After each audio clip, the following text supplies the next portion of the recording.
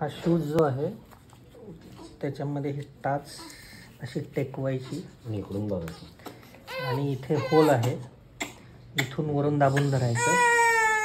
ह्या होलमध्ये ही टाच टेकलेली दिसते.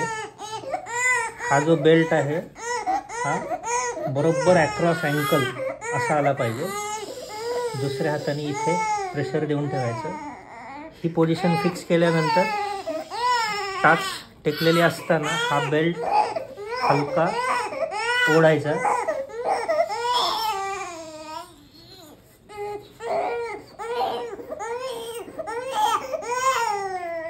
आणि लाईटली बांधून टाकायचा. मग आपण नेहमी लेस जशी बांधतो तसं बांधायचं. सुरुवातीला 1-2 दिवस सॉक्स वापरू नका.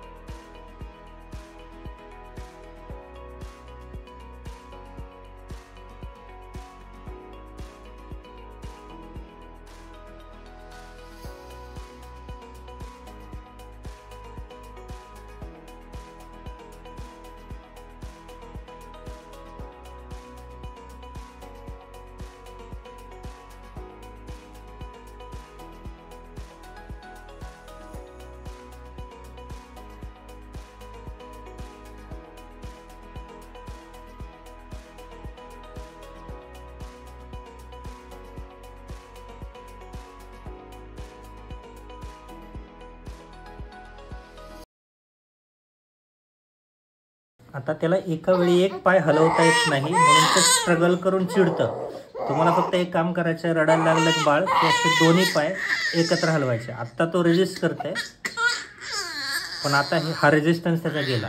आता त्याला समजायला लागलं की आपल्याला दोन्ही पाय एकत्र हलवायचे. बाळ रडायला लागलं की दोन्ही पाय एकत्र हलवायचे, रडायला लागलं की दोन्ही पाय एकत्र हलवायचे आणि या होलमधनं बघत राहायचं टाच टेकलेली आहे. ठीक आहे, ह्या बोटांची पोझिशन पण बघत राहायची.